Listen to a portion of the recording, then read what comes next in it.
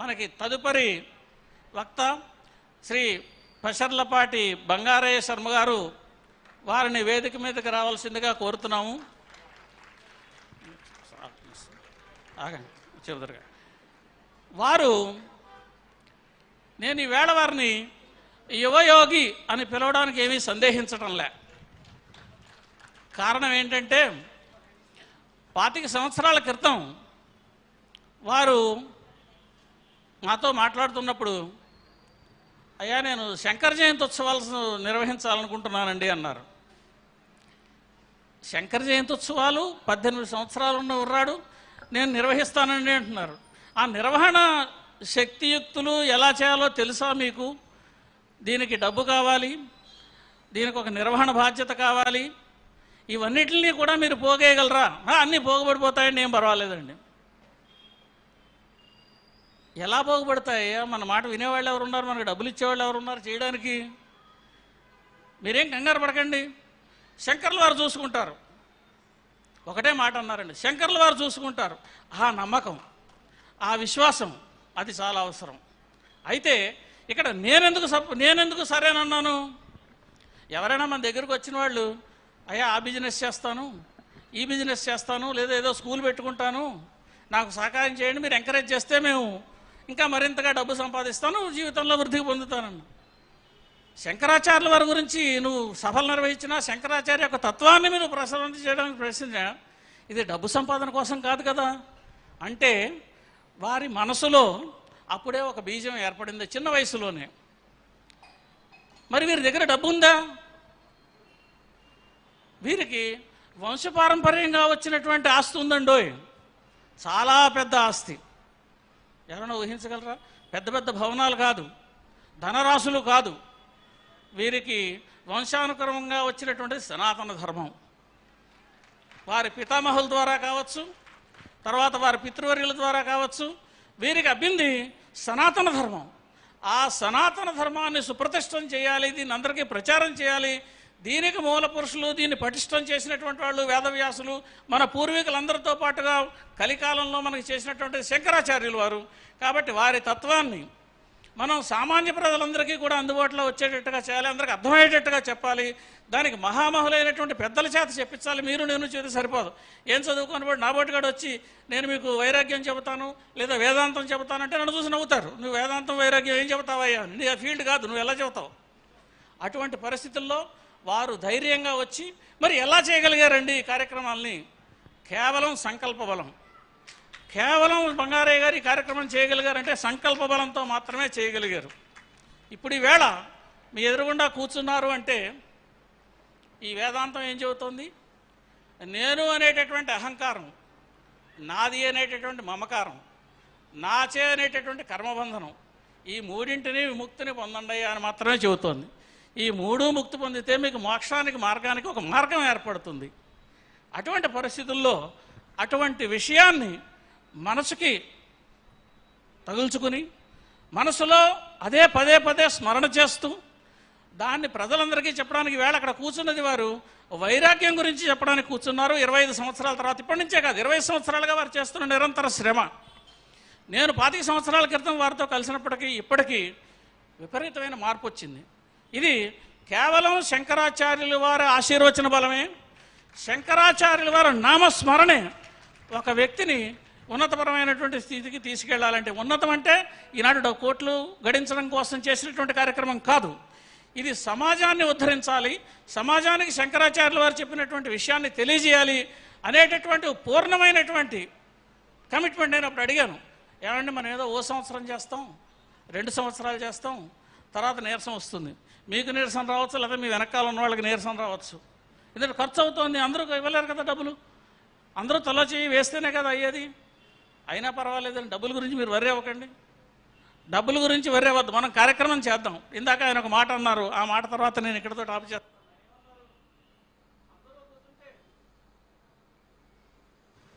జనులందరికీ చెబుతాను, మీరెవరూ వినకపోతే జనార్దనుడికి చెబుతాను.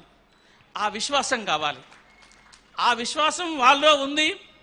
వారు ఆ కార్యక్రమాన్ని ఇలా నిర్వహిస్తున్నారు. దీంతో పాటుగా ఈ కార్యక్రమాలు నిర్వహిస్తున్నటువంటి ఈ పరిస్థితిని చూసి జగద్గురువులు కూడా సంతోషించారు. శ్రీ శ్రీ శ్రీ భారతీ తీర్థ స్వామి వారు స్వయానా వచ్చి ఇక్కడ నుంచుని బంగారయ్య గారి గురించి మేము ఈ విగ్రహం చూసి సంతోషించాము, మీరు చేస్తున్న కార్యక్రమాలు చూసి సంతోషించాము అని జగద్గురువులు చెప్పారంటే వారు చేసినటువంటి కార్యక్రమం ఎంతటిదో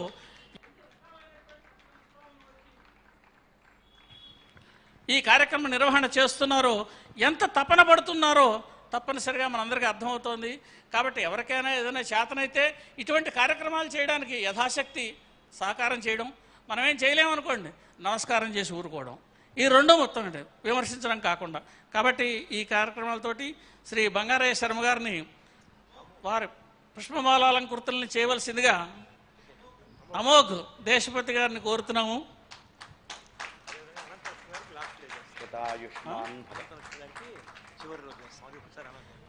అనంతలక్ష్మి గారు ఇప్పుడు ఉపన్యాసం చెప్పారు కదా, వారికి చివరి రోజుని, ఎందుకంటే కొంతమందికి ఇంకా మనకి కంటిన్యూస్గా మనతోటి పాటుగా వారి యొక్క శక్తిని మనకి ఇంకా వినియోగించి వారి యొక్క ఉపన్యాసాలు మనకి వినేటటువంటి అవకాశం కల్పించిన వారికి చివరిలో ఇటువంటి సన్మాన సత్కార కార్యక్రమాలన్నీ కూడా చేసుకుంటాము. కాబట్టి ప్రస్తుతం శ్రీ యువయోగి శ్రీ పషర్లపాటి బంగారయ్య శర్మ గారిని వైరాగ్యం గురించి తెలియజేయవలసిందిగా కోరుతూ స్వస్తి.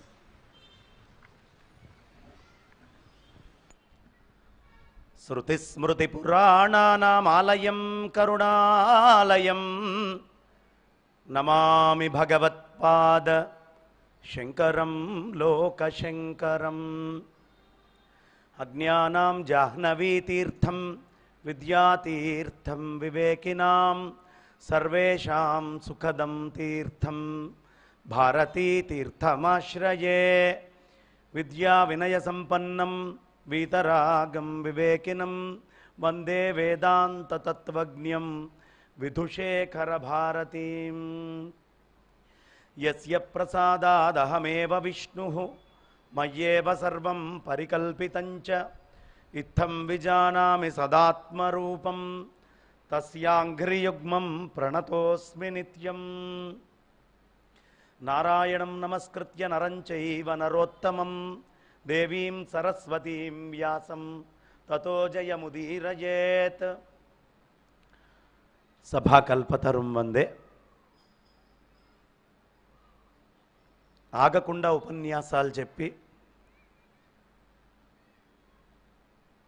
శంకర జయంతి ముందు 4 రోజుల ముందు కూడా నర్మదా పుష్కరాలని వరుసగా తిరుగుతూ అనేక ప్రదేశాలకు వెళ్ళి అనేక ప్రదేశాలలో కొత్త కొత్త నీళ్లు తాగుతూ నిద్రాహారాలు సక్రమంగా లేక నాకు ఒక 1 నెల రోజుల నుంచి కంఠావరోధం ఉంది.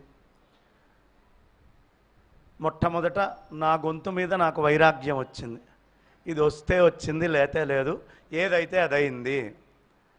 ఆ వైరాగ్యాన్ని ఆరంభం చేసుకొని ఇప్పుడు నా కంఠం మీదే నాకు వైరాగ్యం వచ్చింది కాబట్టి నా కంఠంలోంచి వైరాగ్యమే వస్తుంది. దీంట్లో అనుమానం అక్కర్లేదు. అనంత శ్రీ విభూషితులు భారతీ తీర్థ మహాస్వామి చరణులకి, శ్రీ శ్రీ శ్రీ విధుశేఖర భారతి మహాస్వామి చరణులకి సాష్టాంగ ప్రణామాలు ఇక్కడి నుంచి సమర్పించుకుంటూ, ఈ సంవత్సరం శంకర జయంతిలో అనేక విశేషాలు ఉన్నాయి. ఇది ఆదిశంకరాచార్య భక్త సమాజం పుట్టిన 25వ సంవత్సరము సిల్వర్ జూబ్లీ. అంతేనా అంటే భారతీ తీర్థ మహాస్వామి చరణులు సన్యాసం తీసుకున్నటువంటి 50వ సంవత్సరం సువర్ణ భారతి.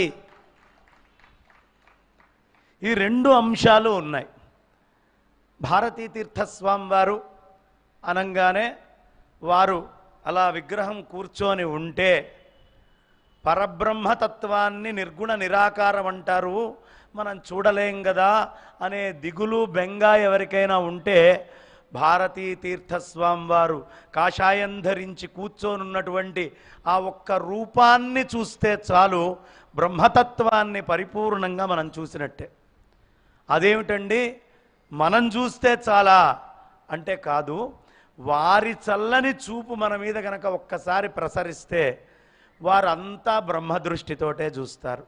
బ్రహ్మానికంటే భిన్నంగా ఏం కనిపించదు. ఆడ మగ కులమా వ్యవహారమా వ్యవస్థ అన్నిటినీ ఒకటే అయినటువంటి బ్రహ్మవస్తువుగా వాళ్ళు దర్శిస్తారు. అణువులో పరమాత్మని వాళ్ళు చూస్తారు. కాబట్టి మనల్ని వాళ్ళు బ్రహ్మవస్తువుగా చూసిన క్షణమే మన ప్రమేయం ఉన్నా లేకపోయినా మనలో ఉన్నటువంటి బ్రహ్మవస్తువు ఒక్కసారి దేదీప్యమానమై వెలిగి మనల్ని బ్రహ్మవిత్ బ్రహ్మైవ భవతి, ఆ బ్రహ్మముగా మార్చి తీరుతుంది. బ్రహ్మము అంటే మళ్ళీ ఇప్పుడు దానికి వ్యాఖ్యానం చేసి అంతా చక్కగా పండు వలిచిపెట్టినట్టు చెప్పాలి. కానీ బ్రహ్మం దగ్గరికి వచ్చే ముందు ఈ చెప్పిన స్టేట్మెంట్ గుర్తుంచుకోండి. దీనికి న్యాయం చివర్లో చేద్దాం. మొట్టమొదట వైరాగ్యము. ఏంటి వైరాగ్యం అవసరమా? హాయిగా మా ఆవిడ అంత అన్నం వండి పెడుతోంది, నాకు కావాల్సిన పప్పు కూర పచ్చడి వ్యవహారం వ్యవస్థ కొడుకు పిల్లలు చుట్టుపక్కల బంధుజనము అన్నీ ఉన్నాయి, ఇంకా వైరాగ్యం ఎందుకండి? ఎంత సుఖంగా ఉన్నామో. ఒక్క క్షణం గుండె మీద చేయి వేసుకొని పప్పు ఉంది, కూర ఉంది, భార్య ఉంది, పిల్లలు ఉన్నారు, సమస్య లేకుండా ఆనందంగా ఎవరైనా ఉన్నారా? దుఃఖానికి సుఖానికి కష్టానికి దేంతోటి సంబంధం లేదండి. సొమాలియా అంటే అత్యంత పేద దేశం, అక్కడ చాలామంది దుఃఖపడుతున్నారు. మరి అమెరికా బాగా ధనిక దేశం కదా, అక్కడెవడు దుఃఖపడట్లేదా? అక్కడ పడుతున్నాడు. బయట ఎండలో నిల్చుంటే భయంకరంగా ఉందండి అని ఎండలో ఉండేవాడు దుఃఖపడుతున్నాడు. అన్నీ వేసి 16 డిగ్రీల ఏసీ రూమ్లో కూర్చున్న వాడికి దుఃఖం లేదా? వాడికి దుఃఖం ఉంది. అంటే దుఃఖము ఎక్కడ ఉన్నా వదిలిపెట్టట్లేదు. గౌతమ బుద్ధుడికి అదే అనిపించింది. నేను శుద్ధోదనుడి కుమారుణ్ణి, రాజుగారి కొడుకుని అని చెప్పి ఆయన బాగా భోగాలతోటి బయట నడుచుకుంటూ వెళ్తుంటే ఒక రోగిష్టివాడు, ముసలివాళ్ళు, చిన్న పిల్లవాడు అందరు ఇబ్బందులతోటి కనిపించారు. ఓ భిక్షాటన చేసేవాడు. అదేమిట్రా, భవంతిలో ఉండే మా నాన్న దగ్గర నుంచి భిక్షాటన చేసే ఏ ఒక్కడిని దుఃఖం వదలట్లేదు అని నిర్వాణము అనేటటువంటి తత్వాన్ని ఆయన తెచ్చాడు. కానీ నిర్వాణం ఆయన తెచ్చింది కాదు. నిర్వాణ శబ్దం పూర్వం ఎవరండి మొట్టమొదట వాడింది? ఎప్పటి నుంచో వైదిక వాంగ్మయంలో ఉంది. స్పష్టంగా చెప్పినటువంటి ఆయన కృష్ణ పరమాత్మ. బ్రహ్మ నిర్వాణముచ్యతే భగవద్గీతలో. ఈ నిర్వాణ శబ్దము బ్రహ్మముతో కూడిన నిర్వాణం అయి ఉండాలి అని కృష్ణుడు చెప్పాడు. బ్రహ్మము అనేటటువంటి దాన్ని తీసి నిర్వాణము అనే శబ్దాన్నే బుద్ధుడు తీసుకున్నాడు.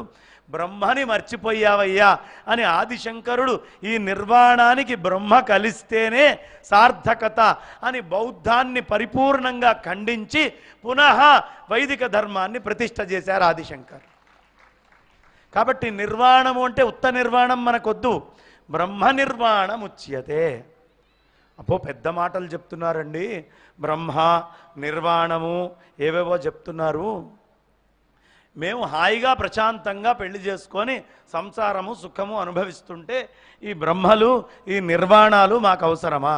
ఖచ్చితంగా అవసరం, ఖచ్చితంగా అవసరం.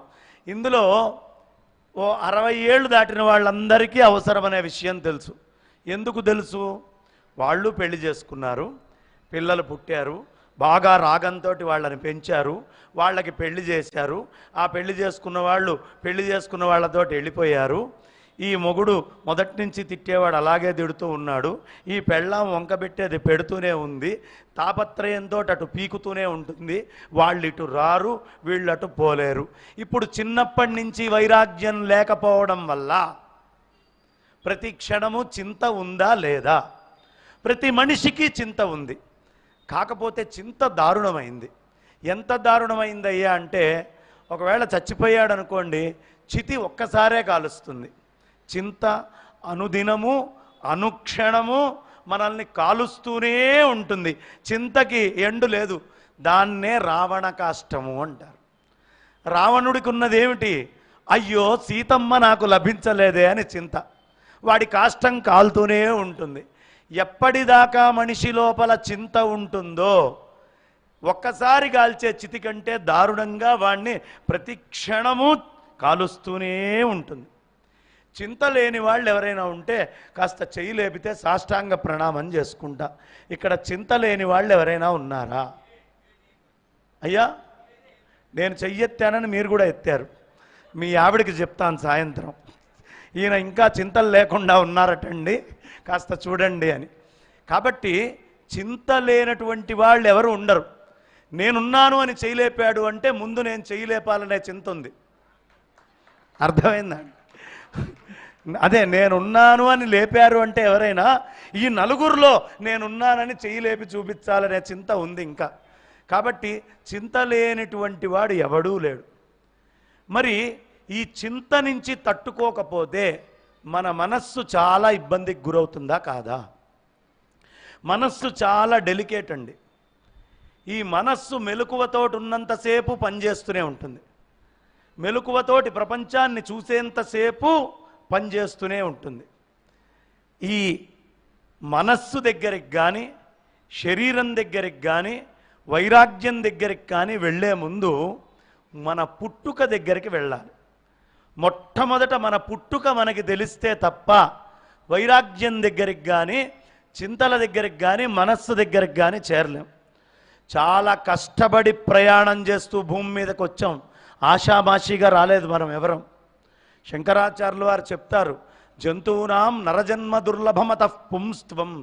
జంతువుల్లో మనిషి జన్మ రావడం చాలా కష్టం.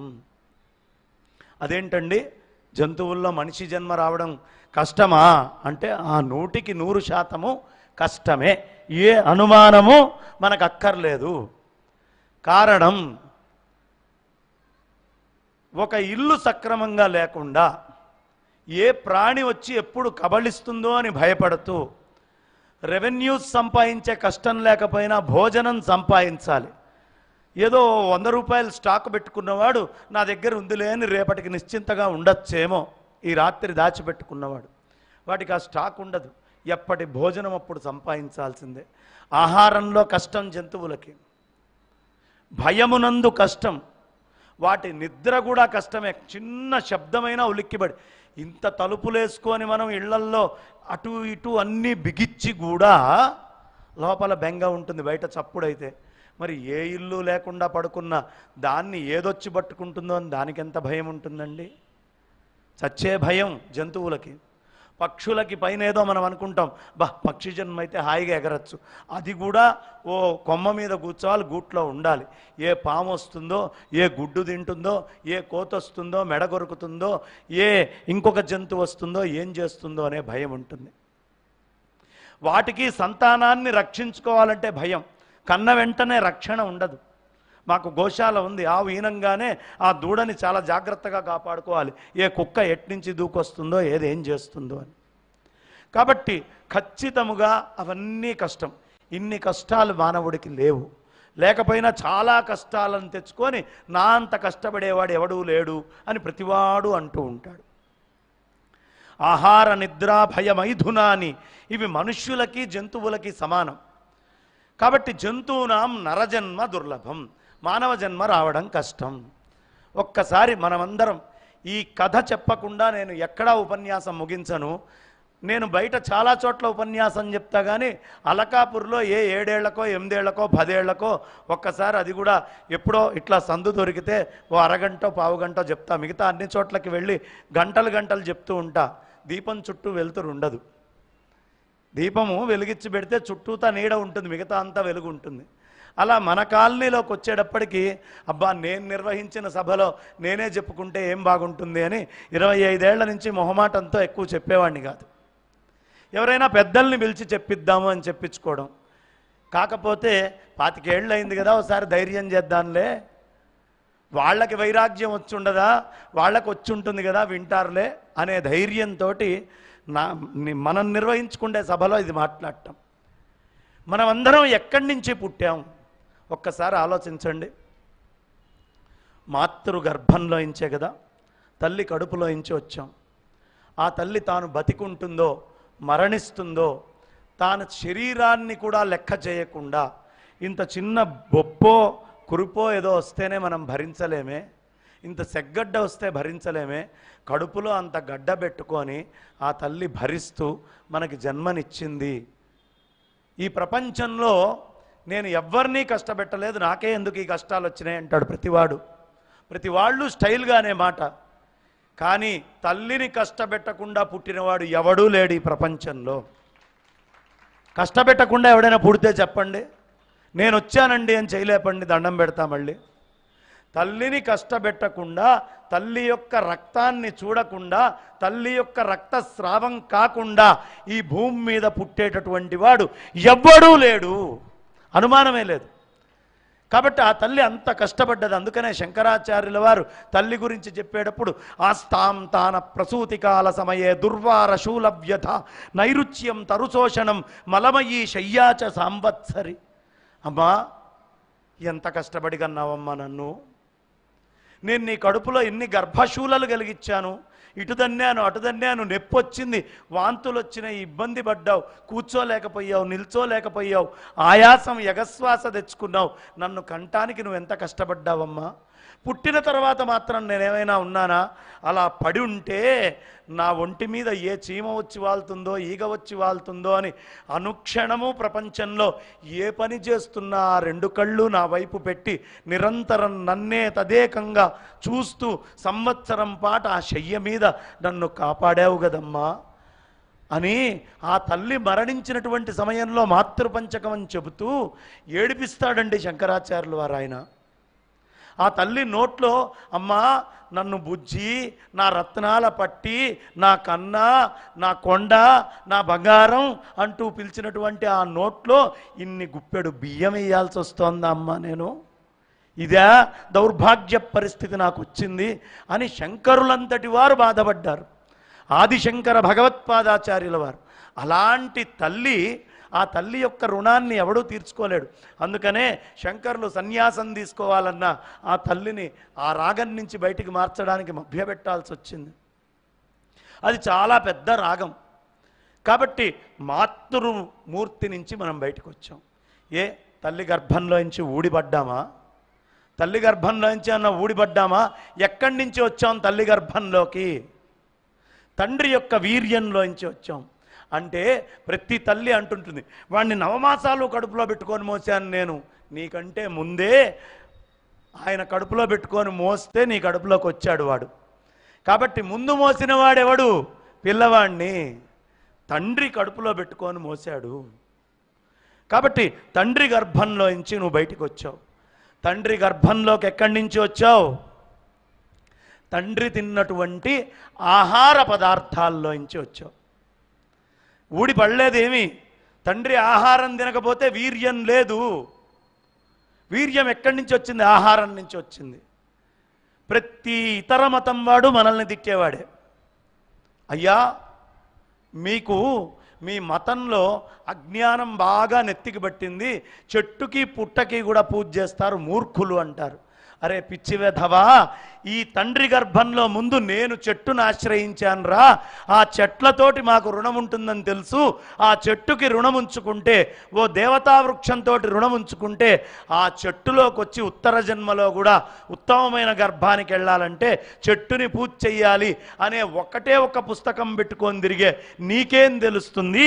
విశేషమైన వాంగ్మయం ఉన్న వైదిక వేద హృదయానికి తెలుస్తుంది అని సమాధానం చెప్పాలి వాళ్ళకి. అందుకని దేవతా వృక్షాల దగ్గరికి, రావి చెట్టు చుట్టూ తిరిగితే పిల్లలు పుడతారు అంటే రావి చెట్టుని ఆశ్రయించి ఆ విష్ణుమూర్తి యొక్క రక్షణలో లక్ష్మీ అమ్మవారు ఐశ్వర్యాన్నంతా తెచ్చి అక్కడ జీవులందరినీ పెడుతుందట. ఎవరెవరు ఈ చెట్టు చుట్టూ తిరుగుతారో ఆ రుణగ్రస్తుల కడుపులోకి ఒక జీవుడు చేరతాడు, ఉత్తమమైన జీవుడు. అందుకని రావి చెట్టు చుట్టూ ప్రదక్షిణం చేయండి సంతానం లేని వాళ్ళు అని చెప్తారు. దీనికోసం రావి చెట్టు చుట్టూ మనం ప్రదక్షిణం చేయాలి. బాగుందండి, రావి చెట్టు చుట్టూ ప్రదక్షిణం చేసాం, ఆహారం నుంచి వచ్చాం. ఇప్పుడు చెప్పండి, ప్రతివాడు నా తండ్రి అంబానీ కాలేదు, నా తండ్రి నాకు బెంజ్ కార్ ఇవ్వలేదు, నా తండ్రి నాకు ఆస్తులు ఇవ్వలేదు, నా తండ్రి నాకు పాస్తులు ఇవ్వలేదు అని ఏడుస్తూ ఉంటారు ప్రతి వాళ్ళు, ఆడా మగ. ఇందాకే చెప్పారు పుత్రాదపి ధనభాజాం భీతి అని. అందరూ ఏడుస్తూ ఉంటారు. ఒక్క క్షణం ఆలోచించండి, ఆ తండ్రి తినాల్సిన ఆహార పదార్థాన్ని ఏ కుక్కో పందో పిల్లో ఎలకో ఎలుగుబంటో ఒంటో తిన్నదనుకోండి, ఎక్కడ పుట్టుండేవాళ్ళం? బ్యాక్టీరియా తిన్నదనుకోండి, ఎక్కడ పుట్టుండేవాళ్ళం? ఓ బొద్దింకను చూడంగానే భేవ నరుస్తాం కదా, ఆ బొద్దింక తింటే ఎక్కడ తిరుగుతూ ఉండేవాళ్ళం? అలా కాకుండా ఈ మహత్తరమైన మానవ జన్మని నీతోటి రుణముంచుకొని నీ తండ్రి తిని ఈ చేతులు కాళ్ళు ఈ శరీరాన్ని మొత్తాన్ని మనకిచ్చాడు. సంవత్సరానికి ఒకసారి తద్దినం పెట్టరా అంటే ఏడుస్తూ ఉంటారు. సంవత్సరానికి తద్దినం పెట్టడానికి డబ్బుల గురించి లెక్క చూస్తారు. పుష్కరాలు వస్తే వెళ్ళి తద్దినం పెట్టరా అంటే చేతిలో డబ్బులు లెక్క చూస్తారు. ఏమ్మా ఒక్క క్షణం ఆలోచిద్దాం. ఈ శరీరంతో మనం ధర్మాన్ని ఆచరిస్తున్నాం అంటే తల్లిదండ్రులు పెట్టిన భిక్ష అవునా కాదా? శరీరం వచ్చిందంటే ఎవరి వల్ల? తల్లిదండ్రుల వల్ల. ఈ శరీరములో మీరు అర్థాన్ని డబ్బుల్ని సంపాదిస్తున్నారు. తల్లిదండ్రులు శరీరం ఇవ్వకుండా డబ్బు సంపాదించండి. మీరు ఈరోజు సంపాదించే డబ్బు, ఈరోజు సంపాదించేటువంటి ధనానికి మొత్తానికి కూడా ఆధారం ఎవరు? పితృదేవతలే. అందుకని వాళ్ళని ఎప్పుడు వదిలిపెట్టకండి. వాళ్ళని వదిలిపెట్టకుండా పితృకార్యాలు చేస్తే ఐశ్వర్యాన్ని విశేషంగా ఇచ్చే శక్తి పితృదేవతలకే ఉంటుంది. కాబట్టి పితృదేవతల అర్చనల్ని ఎప్పుడు వదిలిపెట్టకూడదు.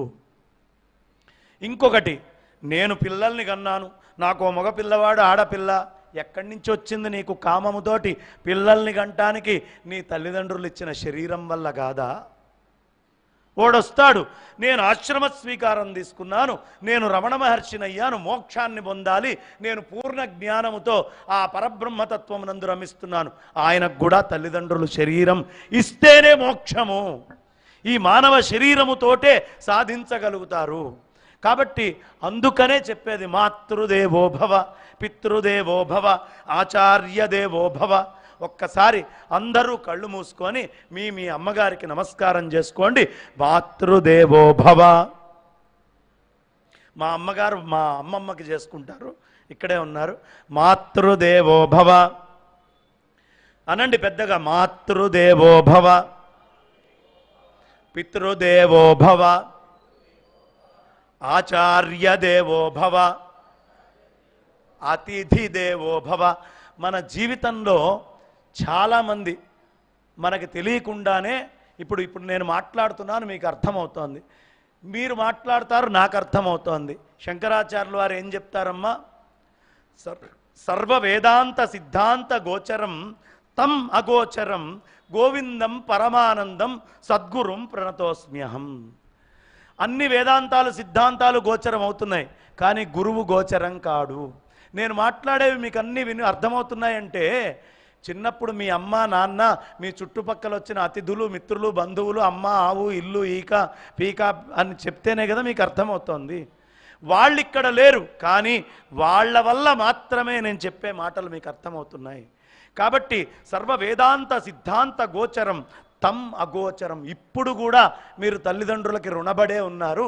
ఈ మంచి మాటలు ఈ వేదిక మీద నుంచి పెద్దలు చెప్తుంటే వింటున్నారన్నా వేరే పనులు చేస్తున్నారన్నా వాళ్ళు పెట్టినటువంటి భిక్ష మాత్రమే. గట్టిగా చప్పట్లు కొట్టండి.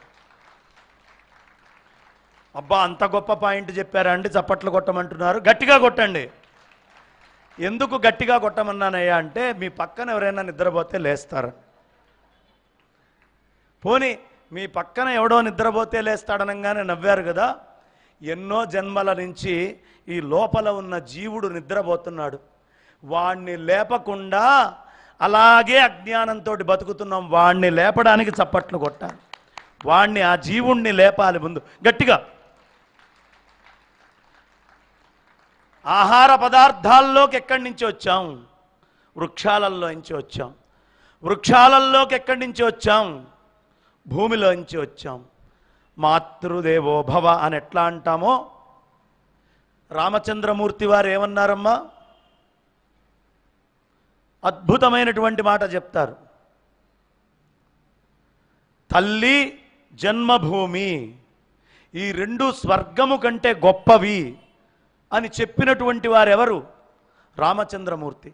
ఆ జన్మభూమి అనే పదంలో జన్మభూమి ఎలా అయింది అంటే, అక్కడ నుంచే భూమిలోంచి చీల్చుకొని వృక్షం వచ్చింది. నువ్వు నీ తల్లిలోంచి ఎలా వచ్చావో భూమిలోంచి కూడా వృక్షంగా ఆ జీవుడు పైకి అలాగే వచ్చాడు. కాబట్టి వృక్షాల యొక్క రుణం, భూమి యొక్క రుణం తీర్చుకోలేరు. లేచి భూమాత అని నమస్కారం చేసుకోవాలి. మనమందరం ఆ తల్లి సంతానమే. ఎంత గొప్ప సంతానం ఆ తల్లి, ఎంత గొప్పదయ్యా అంటే, ఇక్కడ ఉపన్యాసం చెప్తూ మీరు ముందు కూర్చున్నారు, నేను కూర్చున్నా. మీరు మీ ఇళ్లల్లో వంటలు మర్చిపోయారేమో, మీ ఇంట్లో మిగతా పనులు మర్చిపోయారేమో. ఆ యజ్ఞశాల దగ్గర యజ్ఞం పూర్తయి ఋత్విక్కులు వెళ్ళిపోయారు, వాళ్ళ పనుల్లో వాళ్ళు ఉన్నారు. ఆ ఎదురుగుండా భోజనాల వాళ్ళు భోజనాలు చేస్తున్నారు. ఒక్క క్షణం ఆలోచించండి. ఆ తల్లి ఎప్పుడూ ధర్మాన్ని తప్పట్లేదు. భూమాత ఎప్పుడూ ధర్మాన్ని తప్పట్ల. ఇప్పుడు కూడా మనందరినీ ఆవిడ తొడ మీద కూర్చోబెట్టి, నాస్తికుడైన, ఆస్తికుడైన, హేతువాదైన, లేదు బ్రహ్మవేత్తైన ఎవరినైనా ఒళ్ళో కూర్చోబెట్టుకొని సూర్యనారాయణమూర్తి చుట్టూ ప్రదక్షిణం చేయిస్తోందా లేదా? మనందరం సంవత్సరానికి ఓ సూర్యనారాయణమూర్తి ప్రదక్షిణం చేస్తున్నామా, చేయట్లేదా? ఎవరు చేయిస్తోంది మనతోటి? ఈ తల్లే కదా. కాబట్టి మనం ఎన్ని పాపాలు చేస్తున్నా వీడిని అనుగ్రహించండి అని ఈ భూమి మీద జీవాన్ని మొత్తాన్ని సూర్యనారాయణమూర్తి చుట్టూ ఒక్క క్షణం తీరిక లేకుండా మనల్ని, మన తండ్రుల్ని, తాతల్ని, ముత్తాతల్ని సృష్టి ఆరంభమైనప్పటి నుంచి ఈ భూమి మీద ఉండే సృష్టినంతటినీ ఆ తల్లి సూర్యనారాయణమూర్తి చుట్టూ క్రిములని, కీటకాలని అన్నిటినీ ప్రదక్షిణం చేయిస్తోంది. అలా ప్రదక్షిణం చేయించేటువంటి భూమాతకి లేచి పొద్దున్నే నమస్కారం చేయొద్దండి? రుణగ్రస్తులం కాలేదా? ఇప్పుడు కూడా ఈ క్షణం మాట్లాడుతూ కూడా సూర్యుడికి కొంత ప్రదక్షిణం మనం చేస్తూనే ఉన్నాం. ఆ తల్లి చేయిస్తోంది. మనం కూర్చున్నామనేది మనకి తెలిసినటువంటి జ్ఞానం, మనకు కనిపించినటువంటి జ్ఞానం.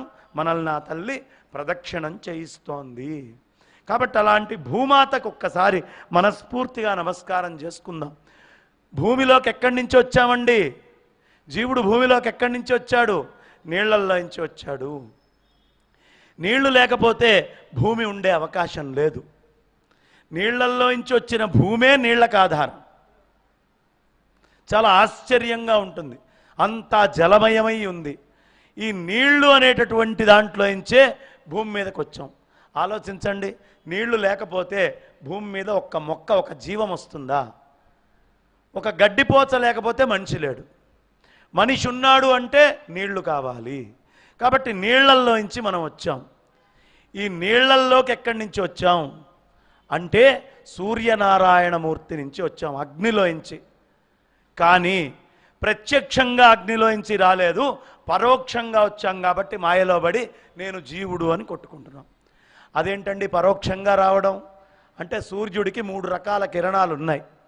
ఉష్ణ కిరణాలు, వర్షకారక కిరణాలు, శీతల కిరణాలు. ఈ ఉష్ణ కిరణాల నుంచి వర్షకారక కిరణాలుగా పైకి లేపి శీతల కిరణాలు వస్తున్నాయి చంద్రుడి నుంచి. సూర్యుడి నుంచి శీతల కిరణాలు వస్తున్నాయని ఏ సైన్స్ టెక్స్ట్ బుక్ చెప్పలేదు ఇప్పటిదాకా. కానీ భవిష్య పురాణం చెప్పింది. ఎలా చెప్పింది అంటే, సూర్యుడి కిరణాలే చంద్రుడి మీదకి వెళ్ళి 360 కిరణాలు చల్లగా భూమి మీదకి వస్తాయి. దానివల్ల మాత్రమే జీవము, అమృతత్వము ఈ భూమికి లభిస్తున్నాయి అనే విషయాన్ని భవిష్య పురాణం చెప్పింది. కాబట్టి ఆయన నుంచి చల్లటి కిరణాలు భూమి మీదకి వస్తున్నాయి. అదే సూర్యనారాయణమూర్తి కిరణాలు చల్లగా రావటం. సూర్యుడు పుంస్వరూపము. అమ్మవారి యొక్క విద్యను ఏమంటారు? చంద్ర విద్య.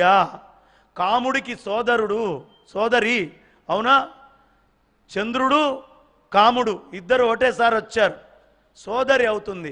ఈ కామము, చంద్ర విద్య అనే లక్షణాల్లోకి సూర్యుడు అనేటటువంటి ఆయన రేతస్సు వచ్చి, ఆ రేతస్సు ఆ చంద్ర విద్యలో ప్రవేశపెట్టి, ఆ చంద్ర విద్య నుంచి భూమి మీదకి జీవమంతా కూడా వస్తోంది. ఎంత గొప్ప రహస్యం అమ్మా ఇది! చంద్రుడి యొక్క కిరణాలు లేకపోతే జీవం లేదు. కాబట్టి చంద్రుడి కిరణాల్లోంచి మనమందరం వస్తున్నాం. సూర్యుడే కారణం, అగ్ని కారణం. ఏమంటారు నీళ్ళని? H2O, 2 hydrogen molecules, 1 oxygen మాలిక్యూలు. Hydrogen molecules అంటే ఏంటి? అగ్నే కదా. కాబట్టి నీళ్ళల్లోకి ఎక్కడి నుంచి వచ్చావు? అగ్నిలో నుంచి వచ్చావు. అగ్నిలోకి ఎక్కడి నుంచి వచ్చావు? వాయువు లేకపోతే అగ్నికి ఉనికి లేదు. వాయువులో నుంచి వచ్చావు అంటే నువ్వు అంతకుముందు ఎవరు? వాయుస్వరూపుడివి. ఈ వాయువులోకి ఎక్కడి నుంచి వచ్చావు? స్పేస్, ఖాళీ. ఈ ఖాళీ లేకపోతే వాయువు ఉండే అవకాశమే లేదు. వాయువు వీస్తోందంటే ఖాళీ, స్పేస్, అవకాశం ఇచ్చేదాన్నే ఆకాశము అంటారు. ఆ కుండలో 4 లడ్లు పెట్టే అవకాశం ఉంది అంటే కుండలో ఆకాశం ఉంది. అవకాశం ఇచ్చేదాన్ని ఆకాశం అంటారు. కాబట్టి ఈ ఆకాశంలోకి మనం ఉంది కాబట్టి వాయువుగా వచ్చాం, అంటే ఆకాశంలో ఉన్నాం. ఆకాశంలోకి ఎక్కడి నుంచి వచ్చాం? పరమాత్మ నుంచి వచ్చాం. ఇది ఎవరు చెప్తున్నారు? బంగారయ్య శర్మ పైత్యమా, ఇంకెక్కడైనా ఉందా అంటే వేదం చెప్తోంది. తస్మాద్వా ఏతస్మాదాత్మన ఆకాశత్ సంభూతః ఆకాశాద్వాయు వాయోరగ్ని అగ్నేరాపః అద్భ్యక్ పృథివీ పృథివ్యా ఓషధయః ఓషధీభ్యోన్నం అన్నాత్ పురుషః. అన్నాత్ పురుషః అంటే మగవాళ్ళు మాత్రమేనా అండి అని మీరు అనుకోవచ్చు. మగవాళ్ళు కాదు. పురుషః అనే శబ్దము జీవుడు అని. జీవుడికి స్త్రీ పుంలింగ భేదాలు లేవు, శరీరానికి స్త్రీ పుంలింగ భేదాలు ఉన్నాయి. కాబట్టి ఈ జీవుడు ఈ జన్మలో మగవాడైతే వచ్చే జన్మలో ఆడవాడు అవ్వచ్చు, వచ్చే జన్మలో ఆడవాళ్ళు ఈ జన్మలో మళ్ళీ మరు జన్మలో మగవాళ్ళు కావచ్చు. అందుకని జీవుడు అని చెప్పినప్పుడు ఆడా మగ తేడా లేదు. కృష్ణ పరమాత్మ భగవద్గీత చెప్పింది జీవుడికి, స్త్రీలకి పురుషులకి కాదు. కాబట్టి జీవుడిని ఉద్దేశించి మాట్లాడినటువంటి మాటలు. అందుకనే బొందిలో ప్రాణం పోతే ఆడవాళ్ళకి పోయినా ఆవిడలోంచి జీవుడు వెళ్ళిపోయాడు. జీవుడు అనే శబ్దమే వాడతారు. ఎందుకు జీవుడు అనే శబ్దం వాడుతున్నారు అంటే పుంస్త్వం పురుషః. ఏ పురుషుడు? పురుషుడు ఎవరి హృదయంలో కృష్ణుడు, కృష్ణ పరబ్రహ్మ, కృష్ణ పరమాత్మ అలా సుప్రతిష్ఠితమై ఉంటాడో వాడే పురుషుడు. వాడు కాకుండా మిగతా అంతా స్త్రీలే. ఇది మీరు బృందావనం వెళ్తే గోపికలు చెప్తారు ఈ మాట. మా దృష్టిలో మగవాడు కృష్ణుడేనండి, మిగతా అంతా ఆడవాళ్లే. కాబట్టి ఎవడు బ్రహ్మజ్ఞానాన్ని సాధిస్తాడో, ఎవడు బ్రహ్మమునందు రమిస్తాడో వాడు మాత్రమే పురుషుడు, మిగతా అంతా స్త్రీలే. అందుకనే ధర్మ అర్థ కామాలతో పాటు మోక్షాన్ని కూడా పురుషార్థాలలో పెట్టారు. పురుషార్థము అంటే సాధించాల్సింది. మోక్షాన్ని సాధించని ఎవడూ పురుషుడు కాడు, పురుషుడయ్యే అవకాశమే లేదు. పురుషుడు ఎవరయ్యా? పురుషోత్తముణ్ణి హృదయంలో పెట్టుకొని పురుషోత్తముడు అయినటువంటి వాడు మాత్రమే పురుషుడు, తప్ప మిగతా వాడు కాడు. కాబట్టి నేను మగవాణ్ణి కాదా అని ఎవరైనా కోపం వస్తే ఆ కోపాన్ని మోక్ష సాధన యందు ప్రవేశపెట్టుదురుగాక. ఇదే నా ప్రార్థన. కాబట్టి పురుషుడు అంటే ఎవడు పురుషోత్తముణ్ణి పెట్టుకొని పురుషోత్తముడి కంటే అభేదం అనుకుంటాడో వాడు. వేదం చెప్పింది. ఇప్పుడు చూడండి, వైరాగ్యం ఎందుకు అవసరమో చెప్తాను. ఆకాశంలోంచి ఓ లక్షణం మనం తెచ్చుకున్నాం అప్పుగా. ఏంటది? శబ్దము. శబ్దం ఎక్కడి ఉంటుందమ్మా? స్పేస్లో శబ్దం, ఆకాశంలో శబ్దం ఉంటుంది. వాయువు నుంచి ఒక లక్షణాన్ని అప్పు తెచ్చుకున్నాం. ఆకాశం నుంచి శబ్దాన్ని, వాయువు నుంచి స్పర్శని. వాయువుకి 2 లక్షణాలు ఉంటాయి. ఆకాశానికి స్పర్శ ఉండదు, వాయువుకే స్పర్శ ఉంటుంది. కాబట్టి మనలో ఉండే శబ్దము వినే తత్వం అంతా ఆకాశం నుంచి అప్పు తెచ్చుకున్నాం. ఈ స్పర్శ అనేటటువంటి గుణాన్ని వాయువు నుంచి అప్పు తెచ్చుకున్నాం. ఇక రూపము అగ్ని నుంచి తెచ్చుకున్నాం. అందుకనే దానికి 3 ఉంటాయి: కనిపించడము, శబ్దము, స్పర్శ. వేలు పెడితే కాలుతుంది అంతే తప్ప మీకు అగ్నిలో ఉన్న రూపం వాయువులో ఉండదు. వాయువుని ఎవరైనా చూసిన వాళ్ళు ఉంటే దండం పెట్టచ్చు. వాయువులో రూపం ఉండదు. ఇక వాయువు నుంచి అగ్నికి వచ్చాం, అగ్ని నుంచి కొంచెం కిందకి దిగాం. అక్కడి నుంచి రూపం తెచ్చుకుంటే జలాలకు వచ్చాం. జలము నుంచి రుచి తెచ్చుకున్నాం. ఎవరైనా మంట మీద నాలుక పెట్టి రుచిగా ఉందనండి చూస్తా? మంట మీద నాలుక పెట్టి రుచిగా ఉందనగలరా? మంట దగ్గర రుచి లేదు, కానీ మంట వల్ల రుచి వస్తుంది. రుచిని ఉత్పన్నం చేయొచ్చు, కానీ రుచి మంట కాదు. మంట రుచి అనేటటువంటిది జలము నుంచి అప్పు తెచ్చుకున్నాం. శబ్దం అప్పు తెచ్చుకున్నాం, స్పర్శ అప్పు తెచ్చుకున్నాం, రూపం అప్పు తెచ్చుకున్నాం పరమాత్మ నుంచే. ఇవన్నీ పరమాత్మ కంటే భిన్నం కాదు, ఆయన నుంచే ఒక్కొక్క లక్షణాన్ని తెచ్చుకుంటున్నాం. రసాన్ని అద్దెకి తెచ్చుకున్నాం, రుచిని. ఇక నీళ్ళకి వాసన ఉండదు. పెద్ద సైంటిస్టులు ఇప్పుడు రీసెంట్గా మన బయాలజీ బుక్స్లో వాటర్ హ్యాస్ నో ఆర్డర్ అని రాశారు. కొన్ని వేల సంవత్సరాల క్రితమే, లక్షల సంవత్సరాల క్రితమే వేదం చెప్పింది నీటికి గంధము ఉండదు. గంధం దేనికి ఉంటుంది? భూమికి. అందుకనే లం పృథివ్యాత్మనే గంధం సమర్పయామి. పృథ్వీతత్వం వచ్చినప్పుడు గంధం అంటాం. అంబాత్మనే వం అంబాత్మనే అన్నప్పుడు అది జలతత్వం, రుచికి గుర్తు. అమృత నైవేద్యం సమర్పయామి. ఓం రం తేజాత్మనే దీపం, అగ్నిని చూపిస్తున్నాం.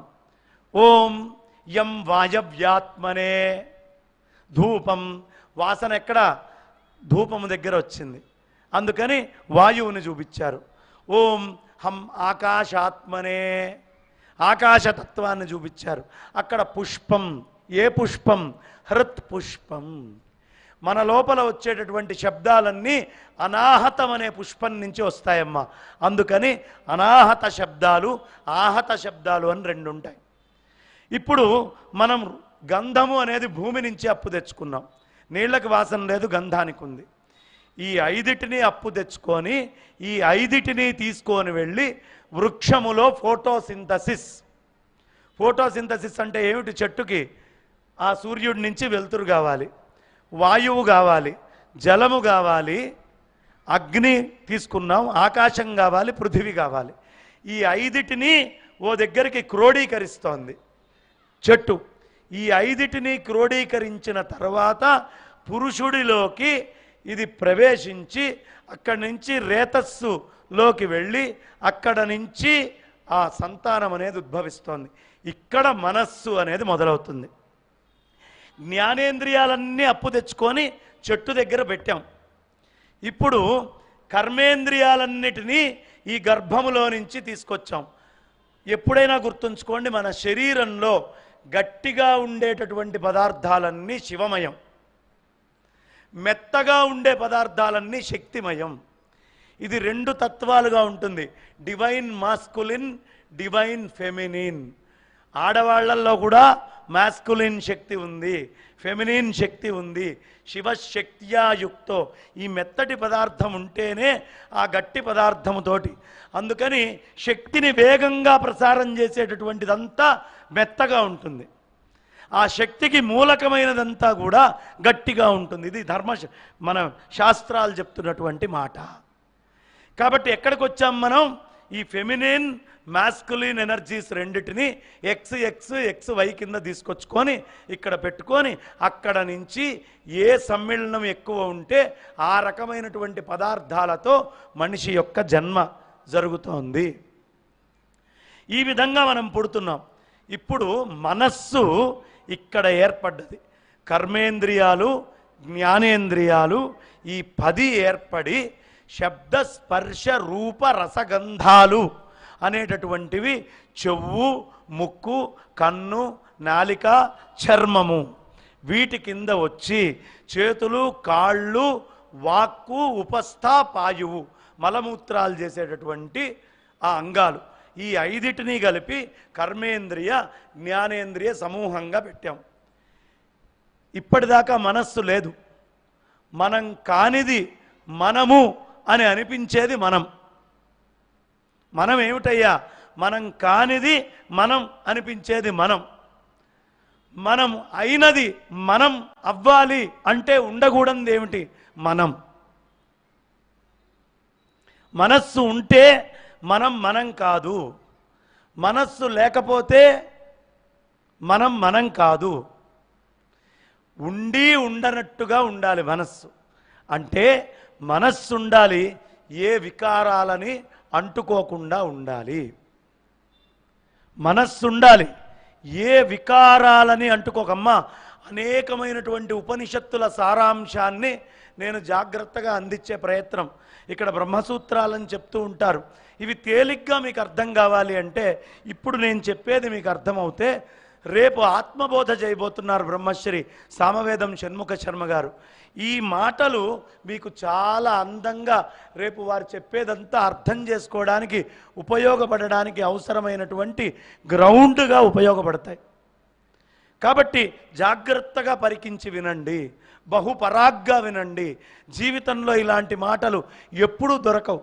దొరికినప్పుడు ఒకసారి కాదు, 2 సార్లు కాదు, 10 సార్లైనా ఇలాంటి మాటలు వస్తే వెంటనే గ్రోలేటటువంటి పనిలో ఉండండి, ఇతరమైన ధ్యాసల్లోకి వెళ్ళకండి. ఇప్పుడు మనం మాట్లాడుకుంటున్న కథ ఎవరిది? మన శరీరము, మన మనస్సు, మన కథ. నేను వెంకటేశ్వర స్వామి చరిత్రను చెప్తా. ఇక్కడి నుంచి మీరందరూ తిరుపతి వెళ్ళారు. ఆ లోపల ఉన్న మూర్తి వెంకటేశ్వర స్వామి అని ఒప్పుకోవాల్సింది ఎవరు? మనమే కదా.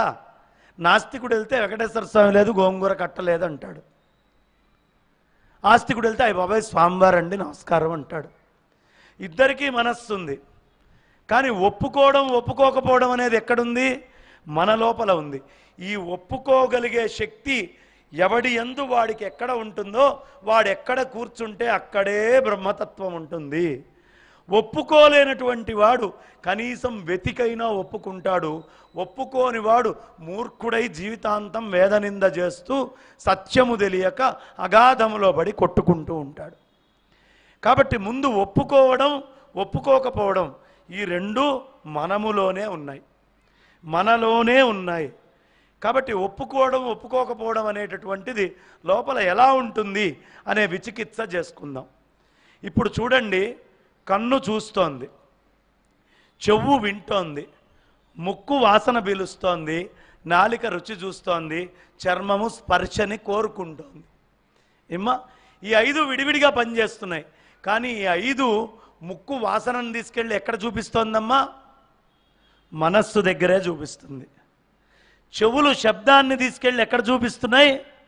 మనస్సులోనే చూపిస్తున్నాయి. నాలుక రుచి తీసుకెళ్ళి ఎక్కడ చూపిస్తోంది? మనస్సులోనే చూపిస్తోంది. ఆ మనస్సులో చూపించలేదనుకోండి, దాని దుంపదగా వారం రోజుల క్రితం వాళ్ళ ఇంటికి వెళ్ళా, పులిహోర పెట్టారు, బ్రహ్మాండంగా ఉంది, ఎలా రీకలెక్ట్ చేసుకొని చెప్తున్నావు? మనస్సులో మెమరీలో స్టోర్ చేసుకుంటున్నాం కాబట్టి ఆ పులిహోర గురించి ఇప్పుడు మాట్లాడుతున్నాం. ఎందుకు? ఈ రుచిని మనస్సులో స్టోర్ చేస్తున్నాం. అబ్బబ్బా ఏం పాడాడండి ఆయన, బ్రహ్మాండంగా పాడాడు, పాట అంటే అది అని ఇవాళ మనం చెప్తున్నాం. మాడుగుల వారు వచ్చారు, ఎంత బాగా మాట్లాడారు, మద్దులపల్లి వారు అద్భుతంగా చెప్పారు, మా అమ్మ అనంతలక్ష్మమ్మ గారు భజగోవింద శ్లోకాలు, ఆహా ఏం చెప్పారు, ఎలా తిరిగి చెప్తున్నాం? ఓ దగ్గర స్టోర్ అవుతోంది, మనస్సులో స్టోర్ అవుతోంది. గుర్తుంచుకోండి, నాలుక తిన్నది మనస్సులో స్టోర్ అవుతోంది, కన్ను చూసింది మనస్సులో స్టోర్ అవుతోంది, చెవులు వింటున్నవి మనస్సులో స్టోర్ అవుతోంది. ఏదైనా అద్భుతమైన స్పర్శ దొరికితే అబ్బా మళ్ళీ ఎప్పుడు దొరుకుతాడో ఆ ప్రియుడు, ఆ సిఖుడు, ఆ సఖుడు, ఆ సఖి, ఆ ప్రియ అనేటటువంటి ఆదుర్దా కూడా మనస్సులోనే స్టోర్ అవుతోంది. స్పర్శని ఎక్కడ స్టోర్ చేసుకుంటున్నాం? మనస్సులోనే స్టోర్ చేస్తున్నాం. కాబట్టి ఇప్పుడు మనోనిగ్రహం తెలియలేదనుకోండి, ఈ ఇంద్రియాలన్నీ భ్రష్టు పట్టిస్తాయి. ఈ ఇంద్రియాలు ఎలా భ్రష్టు పెట్టిస్తున్నాయి? ఇవి తీసుకెళ్ళి స్టోర్ చేస్తున్నటువంటి పాయింట్ని మనం కాన్సన్ట్రేట్ చేయాలి. ఆ స్టోరింగ్ పాయింట్ని కాన్సన్ట్రేట్ చేయలేదా, సంకల్ప వికల్పాత్మకమైనటువంటి మనస్సు రకరకాలైనటువంటి ఇబ్బందులు మనల్ని పెడుతుంది. కాబట్టి శబ్దము, స్పర్శ, రూపము, రసము, ఓ మంచి వాసన, అబ్బా ఊదండి, అగరు వాసన, కృష్ణ పరమాత్మ భుజానికి రాసుకుండేవాడట, వాసన అంటే అది వాసన అని ఎవరో ప్రియుడో సఖుడో సఖ్యో ఈ కొట్టుకోని వాసనలు చూసుకోవడం ఎక్కడ స్టోర్ అవుతున్నాయి? ఈ అన్నిటికీ మూలం మనస్సు. ఈ మనస్సుకి తల్లి ఎవరు తండ్రి ఎవరు అనే ప్రశ్న వేశారండి. మనస్సుకి కూడా తల్లి తండ్రి ఇద్దరున్నారు. మనస్సుకి తల్లి ఎవరో తెలుసా? ఆకాశము. మనస్సుకి తండ్రి ఎవరో తెలుసా? వాయువు. తల్లి తండ్రి ఇద్దరున్నారు మనస్సుకి. స్పేస్ అండ్ స్పీడ్, ఈ రెండే. మనస్సు ఏం చేస్తుంది? ఒక విషయాన్ని తీసుకొచ్చి లోపల పెడుతుంది. లోపల వచ్చిన విషయాన్ని బయట వెంటనే, ఇప్పుడు సీరియల్ చూడంగానే వెంటనే తీయాలి, ఫోన్ కొట్టాలి, అమ్మాయి ఇది జరిగిందా ఇవాళ. ఆ స్పీడ్ తీసుకున్నటువంటి దాన్ని బయటికి పంపించాలి. ఈ రెండూ చెయ్యందే మనస్సుకి నిద్ర పట్టదు. అంటే చూడండి, మనస్సుకంటూ ఓ రూపం లేదు. ఇప్పుడు చాలా జలబిందువులు ఉన్నాయి. ఒక్కొక్క జలబిందువు పైన మేఘం కింద వెళ్ళింది. ఏమ్మా, మేఘం ఏర్పడ్డది. పైన ఒక స్పేస్ ఉండాలి కదా. ఆ స్పేస్లోకి ఈ వాటర్ మాస్ వెళ్ళి కూర్చోవాలి. ఈ కూర్చున్న తర్వాత వాయుదేవుడు ఆ మేఘాన్ని అటు ఇటు తిప్పుతూ ఉంటాడు. అవునా? వాయుదేవుడు ఏం చేస్తాడు? మేఘాన్ని తిప్పుతాడు. ఆ నీళ్లు బాగా ఉన్నది ఒక దగ్గర ఉండలేదు. మేఘం ఉరుముతూ మెరుపుతూ అరుస్తూ కేకలు పెడుతూ పిడుగులు చేస్తూ తిరుగుతూ ఉంటుంది. అవునా కదా? అమ్మా, చాలా ముఖ్యమైన విషయం తల్లి. అమ్మా తర్వాత పంచుదు కానీ చాలా ముఖ్యమైన విషయం. మనస్సు కదిలింది అంటే వేరే పేపర్ల మీదకి ఇబ్బంది అవుతుంది. ఇది వేదాంతము. కొంచెం పక్కకి జరిగినా మనస్సు పక్కకు వెళ్ళిపోతుందమ్మా. తదేకమైనటువంటి దృష్టితో విని కంటిన్యూయేషన్ ఉంటేనే అర్థమవుతుంది. కాబట్టి ఒక్క రహస్యం గుర్తుంచుకోండి. ఈ మేఘము లోపలికి నీళ్ళు వచ్చినాయి, ఇదైంది, అది ఓ దగ్గర నిల్చోదు. అట్లాగే నేను శంకర జయంతి చేసేటప్పుడు ఓ 4 మిత్రులను ఎతుక్కుంటాను. ఆ 4 మిత్రుల దగ్గరికి వెళ్ళి, అమ్మా శంకర జయంతి ఉంది, ఎవ్వరికీ చెప్పకండి, మీకే చెప్తున్నాను, మాడుగుల వారు వస్తున్నారు, అలాగే సాంవేదం వారు వస్తున్నారు, మైలవరపు వారు వస్తున్నారు, బాచంపల్లి వారు, అనంతలక్ష్మమ్మ గారు, ఇక చెప్పక్కర్లేదు, మద్దులపల్లి వారు, అలాగే నోరి నారాయణమూర్తి గారు, మల్లాప్రగడ వారు, ఇట్లా నేను పేర్లు చెప్తాను. ఎవ్వరికీ చెప్పకండి అంటాను. మరుసటి రోజు నేను రోడ్డు మీద వెళ్తుంటే ఓ 10 మందికి తక్కువ లేకుండా అడుగుతారు, ఏమండి శంకర జయంతి చేస్తున్నారట కదా, మల్లాప్రగడ వారు వస్తున్నారటగా, అనంతలక్ష్మమ్మ గారు వస్తున్నారటగా, సాంవేదం వారు అంటే ఇది రహస్యము అని ఒకటి చెబితే దాన్ని పక్క వాళ్ళకి చెప్పిందాకా, సంచాలం చేసిందాకా నిద్ర పట్టదు మనసుకి. రహస్యం ముందు చెప్పాలి. నాకే తెలిసింది, నేనే ముందు చెప్పాలి అని. అవునా? మనస్సుకి స్టోర్ చేసుకోవడము తల్లి. తల్లి ఏమిటమ్మా? ఆకాశము. తండ్రి వాయుదేవుడు. ఇప్పుడు లోపల అనుమానమే అక్కర్లేదు. రాగం ఉంటే తిట్లు తింటావు, ద్వేషం ఉంటే తిట్లు తింటావు, కామం ఉంటే తిట్లు తింటావు, క్రోధం ఉంటే తిట్లు తింటావు, లోభం ఉన్నా తిట్లు తింటావు, మోహం ఉన్నా తిట్లు తింటావు. కామ క్రోధ లోభ మోహ మద మాత్సర్యాలు అన్నీ మనల్ని వంకబెట్టడానికి, మనల్ని తిట్టించడం కోసమే ఉన్నాయి. వీటి నుంచి బయటకు ఎలా పడాలయ్యా అంటే మనస్సుకి బోధ చేసుకోవాలి. అంత మహానుభావుడైనటువంటి త్యాగబ్రహ్మ పంచరత్న కృతుల్లో ఎంత అద్భుతంగా చెప్తాడండి. సాధించనే ఓ మనస బోధించిన సన్మార్గ వచనముల బొంకు చేసి తా పట్టిన పట్టు సాధించనే. ఇంతకు ముందే కదా దుడుకుగల నన్నేదొర కొడుకు బ్రోచురా, స్త్రీ వనిత హృత్ కుముదాబ్జ వాంగ్మానస గోచర దుడుకుగల నన్నేదొర కొడుకు బ్రోచురా, పరధనముల కొరకు పరులమది కరుగబలికి కడుపు నింప తిరిగినట్టి దుడుకుగల నన్నేదొర కొడుకు బ్రోచురా, సకల భూతముల యందు నీవయ్యుండగా మదిని లేకపోయిన దుడుకుగల నన్నేదొర కొడుకు బ్రోచురా, మానవతను దుర్లభమనుచు నుంచి పరమానందమందలేక మద మత్సర కామ లోభ మోహులకు దాసుడై మోసబోతిగాక మొదటి కులజుడగుచు భువి సూత్రుల పనులు సల్పుచు నరాధములను చేరి మోసబోతిగాక. ఆ దుర్విషయ దురాశలను రోయలేక సతతం అపరాధినై చపల చిత్తుడై దుడుకుగల నన్నేదొర కొడుకు బ్రోచురా. ఎంతసేపున్నా దుడుకుతోటి బయటికి వెళ్తూనే ఉన్నాం. ఇలాంటి నన్ను ఎవరు బ్రోస్తారయ్యా అని ఈ దుడుకు గురించి మొత్తం అంతా చెప్పి మనసా ఎటులోర్తునే మనసా నేను ఎట్లా ఓరుస్తాను? ఎన్నగా మనసుకి రాని పన్నగ షాయి. ఓ పన్నగ షాయి, ఇంకా నువ్వు మనసుకి రాలేదేంటయ్యా? మనసులోని మర్మములు తెలుసుకో. నా మనసులో మర్మాలన్నీ నువ్వు తెలుసుకో, నేనేం తెలుసుకుంటా? మొత్తం మనసుకే చెప్పుకుంటారండి ఆయన. మనసా, ఇప్పుడే కదా బోధించాను నీకు, ఇది తప్పు, ఆడవాళ్ళు వస్తే చూడకు, ధనం వైపుకి దృష్టి పెట్టకు, పరమాత్మ యందు రమించు, మంచి విషయాలన్నీ చెప్పాను కదా. అయినా సాధించేనే ఓ మనసా. బోధించిన సన్మార్గ వచనములు బొంకు చేసి తా పట్టిన పట్టు, నువ్వు అనుకున్న పట్టు సాధించావు కదా మనసా, ఏమిటే ఈ దుర్మార్గం అని మనసుకు ఆయన బోధ చేస్తున్నారు. కాబట్టి శంకరాచార్యులు వారు చెప్తారు, ఏమిటి ఈ మనిషి సాధించాల్సింది? మనోనివృత్తి పరమోపశాంతి. మనస్సుని నివృత్తి చేయి, పరమశాంతి వస్తుంది.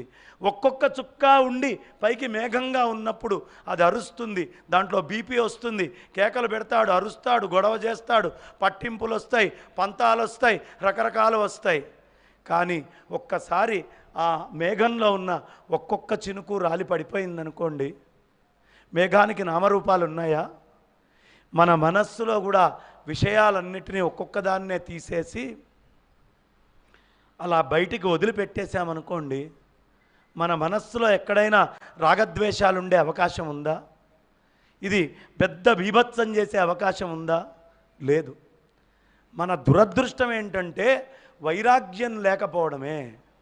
ఇందాకే ఎవరో మాట్లాడుతూ, ఎవరో కాదయ్యా, ఆ టీవీయే మనకి పెద్ద పిశాచము, ఆ సినిమాలే పెద్ద పిశాచము అని చెప్పారు. ఒక్క క్షణం ఆలోచించండి. సీరియల్స్ చూస్తున్నాం భయంకరంగా.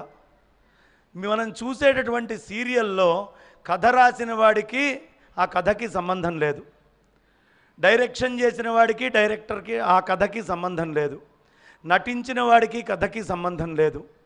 అలాగే ఆ కథని టెలికాస్ట్ చేసే టీవీ వాడికి ఆ కథకి సంబంధం లేదు.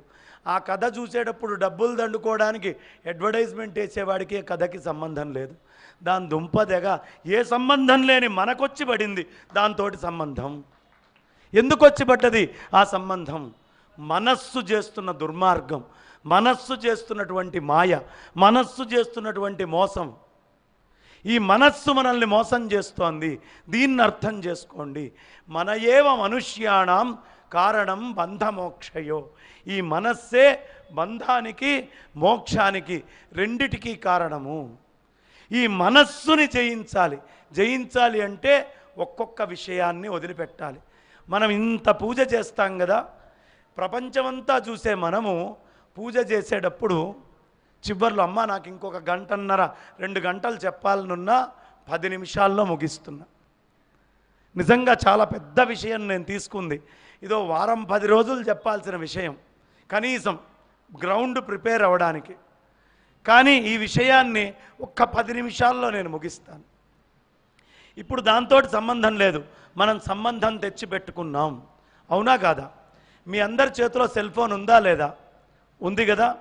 ఈ సెల్ ఫోన్కి తండ్రి ఎవరు? ర్యామ్. తల్లి ఎవరు? స్పేస్.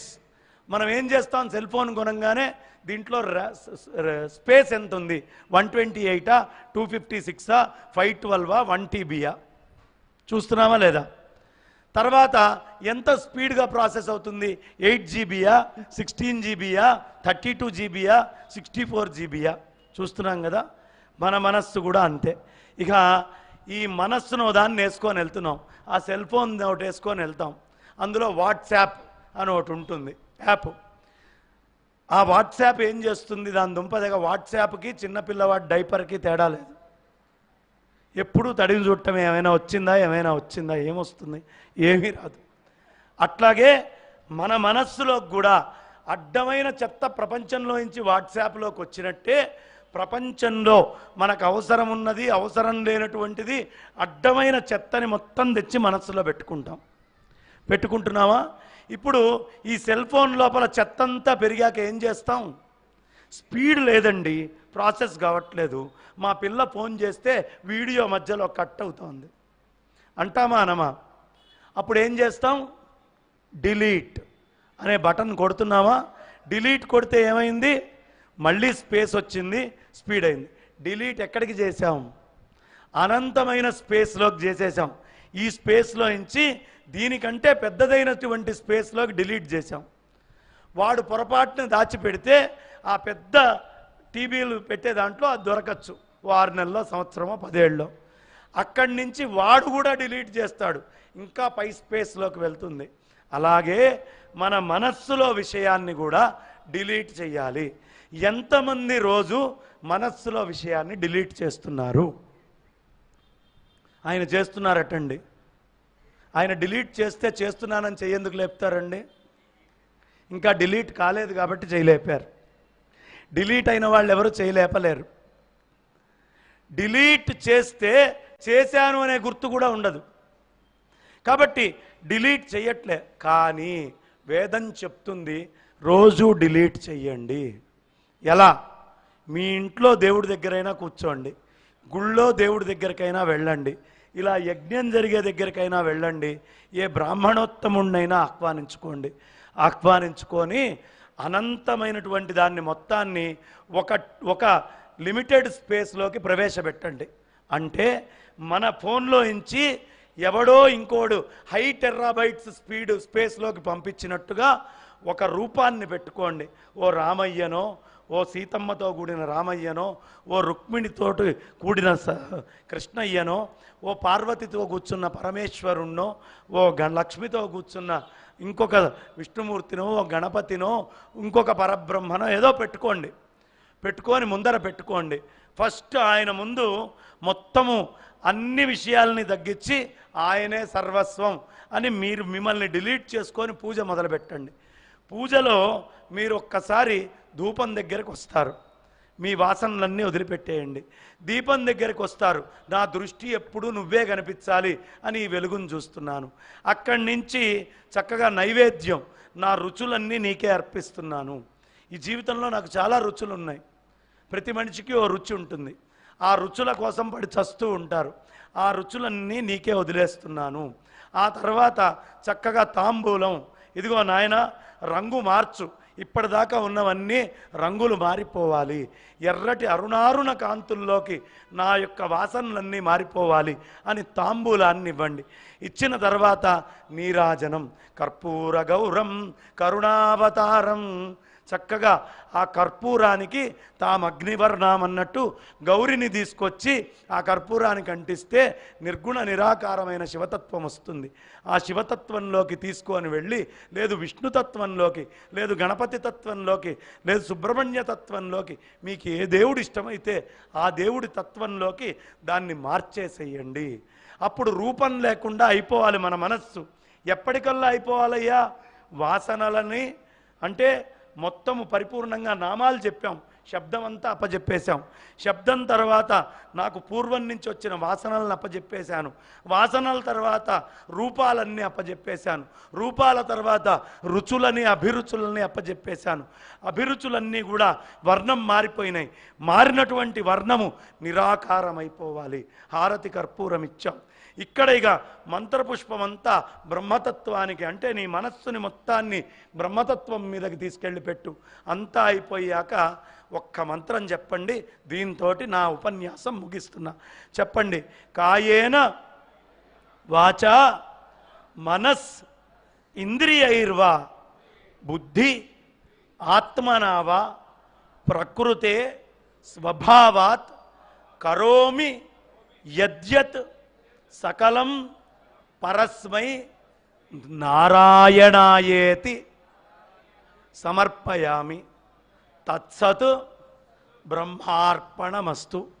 కాయేన నేను ఈ శరీరంతో చేసింది, వాచ నేను ఈ వాక్కుతోటి చేసింది, మనస నేను ఈ మనస్సుతోటి చేసింది, ఇంద్రియైర్వా నేను ఈ ఇంద్రియాలతోటి చేసింది, బుద్ధి నేను ఈ బుద్ధితోటి చేసింది, ఆత్మనావా నేను ఈ జీవుడితోటి చేసింది, ప్రకృతే నా ప్రకృతితోటి చేసింది, స్వభావాత్ నా స్వభావంతో చేసింది, కరోమి యద్యత్ చేసిన ఏ పని అయితే ఉందో, కరోమి యద్యత్ సకలం పరస్మై, సకలం పరస్మై నారాయణ ఇతి సమర్పయామి. అనంతమైనటువంటి దాంట్లోకి తీసుకెళ్ళి ఒక డిలీట్ బటన్ కొడితే మీ మనస్సు లయమవుతుంది. మనోలయమే ముక్తికి కారణము. ఇప్పుడు చూడండి, మనస్సుని మనం తీసుకొని ఎందులో పెట్టాం? పరమాత్మలో. ఇప్పుడు విషయాలను అక్కడ అర్పించాలి. మీ కళ్ళు చూసినవన్నీ ఎక్కడ? బ్రహ్మవస్తువులో పెట్టేయండి. మీ చెవులు విన్న శబ్దాలన్నీ బ్రహ్మవస్తువులోని. ఇదంతా బ్రహ్మార్పణం. అంత బ్రహ్మమయ్య, అంత మాయ అవుతూ ఉంటుంది. కాశీ కాశీ కాశీ, గంగా గంగా గంగా, విష్ణు విష్ణు విష్ణు విష్ణు, హరి హరి హరి హరి, అంతా హరి, గోవింద గోవింద అంటుండండి. చూసింది వదిలిపెట్టండి, రుచులు వదిలిపెట్టండి, వాసనలు వదిలిపెట్టండి, చెవులు శబ్దాన్ని వదిలిపెట్టండి, స్పర్శను వదిలిపెట్టండి. వదిలిపెట్టండి అంటే అవేవి లేకుండా జడుడిలాగా ఉండమని కాదు. ఇవన్నీ అనుభవించడానికి నీ దగ్గరకు వస్తున్నా, అనుభవిస్తున్నటువంటి వాణ్ణి నేను కాదు, అది బ్రహ్మమే, నేను బ్రహ్మమే. ఎలా అంటే, ఒక మంచినీళ్ళ సీసా మీ ముందు ఉంది, మీ ముందు అన్నం పెట్టాం, ఇప్పుడు వెళ్ళంగానే పలహారం తింటారు, అవునా? ఏదో చక్కగా తింటారు. ఆ వస్తువు మీరు వేరా ఒకటే? తినబోయే పలహారం మీరు వేరువేరా ఒకటే? వేరువేరు కదా. మరి తిన్నాక ఎవడైనా నువ్వెవరు అని అడిగితే, నేను తిన్న ప్లేట్ ఉప్మా అన్నవాడు ఎవడైనా ఉన్నాడా? నేను తిన్న ప్లేట్ అటుకులు, నేను తిన్న ప్లేట్ పులిహోర, నేను తాగిన సీసాడు నీళ్లు అన్నవాడు ఎవడైనా ఉన్నాడా ఈ భూమి మీద? అది నేను అయిపోతోందే. ఎలా అవుతోంది అంటే, అనుభవించేశాను కాబట్టి నేను అది ఒకటే. కానీ అనుభవించక ముందు కూడా నువ్వు అది ఒకటే. అజ్ఞానముతోటి నీ ఇంద్రియాలు బహిర్ముఖమై చూస్తున్నాయి కాబట్టి నువ్వు అది వేరు అని నువ్వు అనుకున్నావు.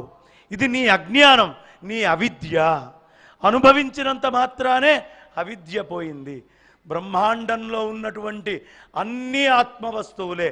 నీ కళ్ళు చూసే ప్రతీది, నీ చెవు వినే ప్రతీది, నీ చర్మము చూసే ప్రతి స్పర్శ, నీ నాలుక చూసే ప్రతి రుచి, నీ కళ్ళు చూసే ప్రతి రూపము, అన్నీ నువ్వు చూస్తున్నప్పుడు కూడా బ్రహ్మవస్తువులే.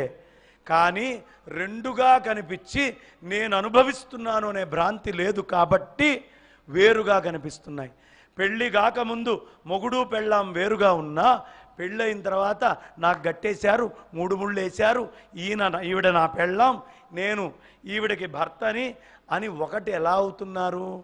అనుభవంలోకి తెచ్చుకుంటున్నారు సాఫ్ట్వేర్లో. అప్పుడు ఒకటి అనేటటువంటి భావనలోకి వెళ్ళారు. అలాగే ఈ సృష్టిలో కనిపించే ప్రతి పదార్థము బ్రహ్మము అని 3 ముళ్ళు వేయండి. ఈ 3 ముళ్ళు ఎప్పుడైతే మీరు వేశారో అది బ్రహ్మ వస్తువే అయింది, మీకు దానికి అభేదమైంది. ఆ 3 ముళ్ళే సృష్టి, స్థితి, లయ, నిత్యానిత్య వస్తు వివేచన. ఈ పుట్టినటువంటి ప్రతీది అంతర్ధానమయ్యేదే. ఈ పుట్టిన ప్రతిదానికి స్థితి ఉంది, లయం ఉంది. కాబట్టి ఈ ప్రపంచంలో కనిపించే ప్రతి వస్తువు పుడుతుంది, అలాగే స్థితి అవుతుంది, లయం అవుతుంది, మళ్ళీ పుడుతుంది, మళ్ళీ స్థితి అవుతుంది, మళ్ళీ లయం అవుతుంది. వస్తువుతోటి మీరు అంటుకున్నంత దాకా ఈ మూడిటికి కారణమైన బ్రహ్మవస్తువు ఎప్పుడు మీరు అయ్యారో, ఈ 3 ముక్తికాంత శరణాగతితో మన వెంట తిరుగుతూ ఉంటుంది.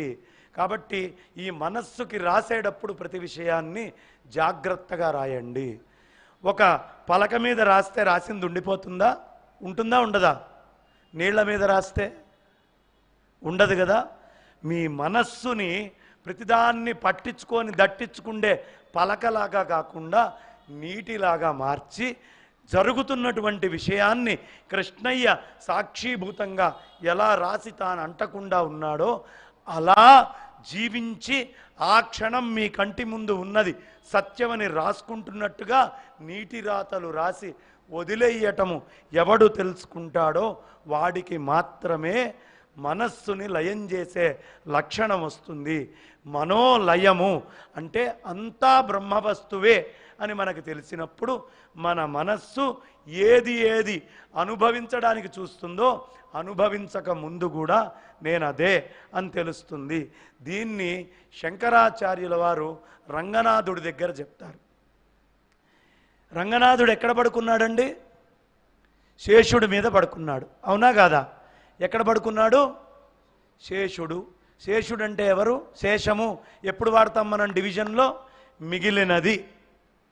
మిగిలినది. ఇప్పుడు నేను మిమ్మల్ని చూస్తున్నాను, చూస్తున్నటువంటి మీరందరూ చైతన్య స్వరూపులు. కానీ నా వెనక ఉన్నదంతా నేను చూడట్లేదు. నేను చూడనటువంటిదంతా కూడా రంగశాయి. ఆ రంగస్థలం అంతా నిద్రపోతూ ఉన్నది. దేని మీద? శేషము మీద పరమాత్మ నిద్రపోతున్నాడు, చైతన్యం మీద వెలుగొందున్నాడు.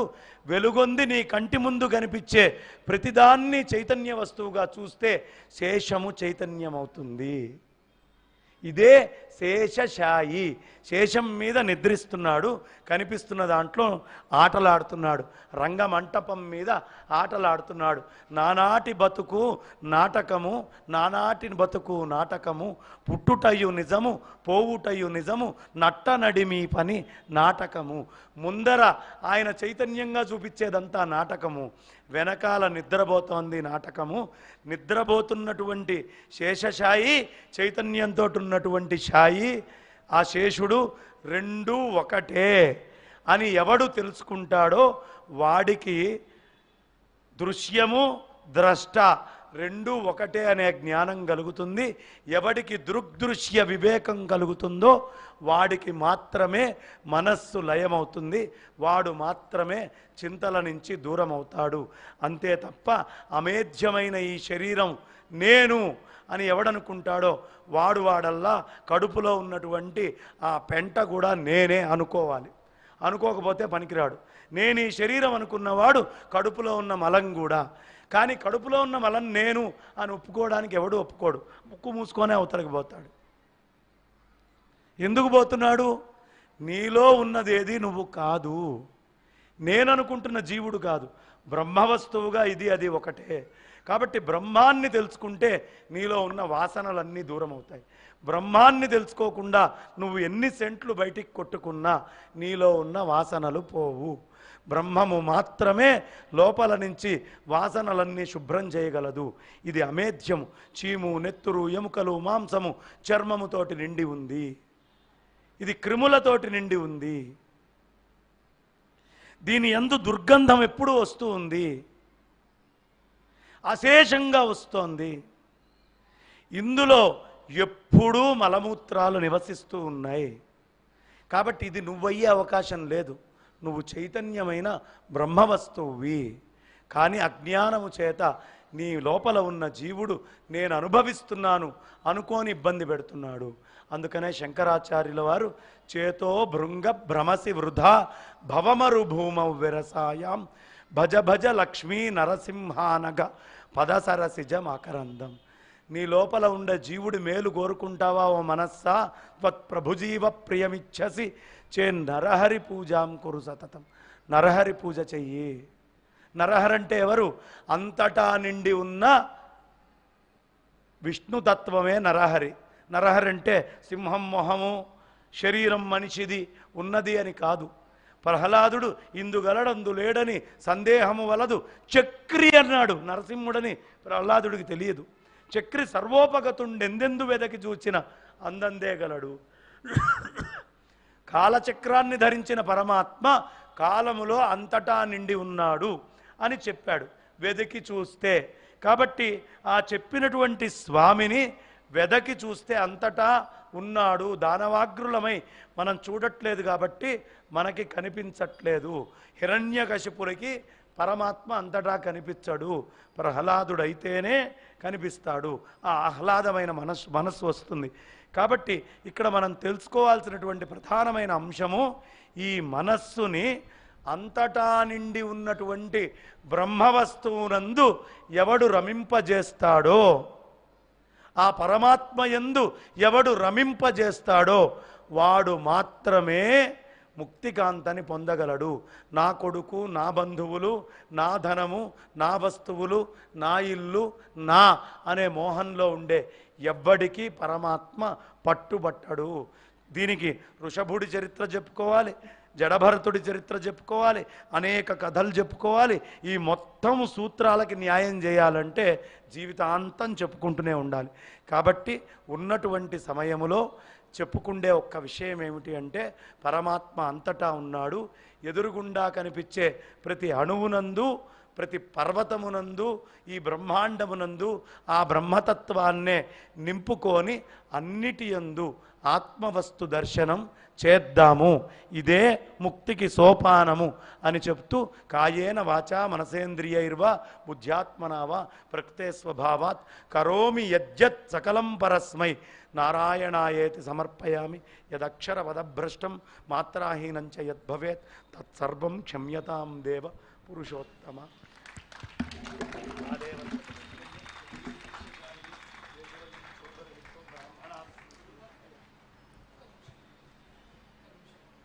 బంగారయ్య శర్మ గారు అత్యంత జటిలమైనటువంటి విషయాన్ని అర్థం అయ్యేటట్టుగా చెప్పడానికి విశేషమైనటువంటి కృషి చేశారు. ఈ వేదాంతం అనేటువంటిది ఎలా ఉంటుందంటే, చెప్పేవాడికి కష్టమే, వినేవాడికి తెలియదు. అత్యంత కష్టమైనటువంటి విషయం, కానీ పట్టుకున్నారా అద్భుతంగా చేతిలోకి చిక్కుతుంది. ఆ చిక్కడం గురించి ప్రయత్నం చేయడమే చాలా ఇంపార్టెంట్ విషయం. అయితే వారు చెప్పినటువంటి ఉపన్యాస ధోరణి చూస్తే, మొట్టమొదట ఆరంభవాదంతో ప్రారంభం చేశారు. అంటే జీవులు ఈ సృష్టిలో ఎలా ఏర్పడ్డారు, ఇన్ని రకాలైనటువంటి జీవులు. దీనికి ఉపనిషత్తుల ఆధారంగా ఆకాశాద్ వాయువు, వాయువులో అగ్ని అని చెప్పి వాళ్ళు ఆకాశం నుంచి వాయువు, వాయువు నుంచి అగ్ని, అగ్ని నుంచి ఔషధులు, ఔషధుల నుంచి అన్నం, అన్నం నుంచి సకల చరాచర జీవరాశి సృష్టి జరిగింది అనేటటువంటి ఒక సిద్ధాంతంతో తీసుకొచ్చి తర్వాత పరిణామవాదాన్ని చెప్పారు. పరిణామవాదం రకరకాల జన్మల్ని పొందుతూ ఉంటాడు, ఇలా తిరుగుతూ ఉంటాడు అని. చివరికి వారు ఉపన్యాసం దగ్గరికి వచ్చేటప్పటికల్లా శంకరుల వారు చెప్పినటువంటి వివర్తవాదం దగ్గరికి వచ్చారు. శంకరుల వారు చెప్పింది ఏంటంటే, ఆరంభవాదము పరిణామవాదము రెండింటిని కూడా పక్కన పెట్టి మన గురువులు ప్రపంచంలో మనం ఎక్కడికైనా భారతీయ సనాతన ధర్మాన్ని పుచ్చుకు ముందుకు వెళ్ళాలి అంటే ఏ వాదాన్ని అయితే శంకరాచార్యుల వారు ప్రతిపాదన చేశారో, ఈ బ్రహ్మ సత్యం జగన్మిథ్య అనేటటువంటి వాదాన్ని, దీన్నే వివర్తవాదము అంటారు. ఈ వాదంతో మాత్రమే మనం సీషోరు దాటగలం.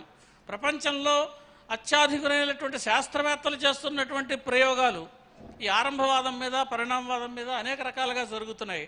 అటువంటి పరిస్థితుల్లో శాస్త్రీయమైనటువంటి విషయాలు వేదాంతంలో ఏమి ఉన్నాయి, వేదాంతం ఏం చెబుతోంది అనేటటువంటి విషయాన్ని స్పష్టంగా చెప్పడానికి ప్రయత్నం చేశారు అత్యంత సులభంగా. అయితే ఇక్కడ మరొక ముఖ్యమైనటువంటి విషయం ఏమిటంటే, ఈ విషయాన్ని భగవద్గీతలో శ్రీకృష్ణ పరమాత్మ కూడా చెప్పాడు. మనకి 2 రోజుల క్రితం విశ్వనాథ గోపాలకృష్ణ శాస్త్రి గారి మాటలు విన్నాం. వారు ఏం చెప్పారు? జ్ఞాననిష్టాపూర్వక సర్వకర్మ సన్యాసమే గీతాధ్యాయము అని. చాలా కష్టమైనటువంటి వాక్యం అండి. జ్ఞాననిష్టాపూర్వక సర్వకర్మ సన్యాసం. ఇప్పుడిక్కడ సర్వకర్మ సన్యాసం అంటే అన్ని కర్మల్ని సన్యసించాలా? వారు చెప్పింది ఏంటంటే, జ్ఞానము కర్మ కలిసి ఉండవు అని చెప్పారు. ఇదేమిటి జ్ఞానము కర్మ ఎందుకు కలిసి ఉండవు? దీని గురించి శంకరాచార్యుల వారు కర్మ గురించి, జ్ఞానం గురించి ఏం చెప్పారో స్పష్టంగా తెలుసుకోవాల్సిన అవసరం ఉంటుంది. సర్వకర్మ సన్యాసంలో సన్యసించాల్సింది కర్మని కాదు, కర్తని. అది స్పష్టంగా చెప్పారు. కర్తని సన్యసించారనుకోండి, నేను చేశాను అనేటువంటిది లేనప్పుడు, నేనేం చేయలేదు అన్నప్పుడు కర్మే ఉంది, కర్మ లేదు కదా. అప్పుడు కర్త లేదు, కర్మ లేనప్పుడు కర్త ఎక్కడి నుంచి వచ్చాడు? అక్కడ చేయించాల్సినటువంటి కర్తని.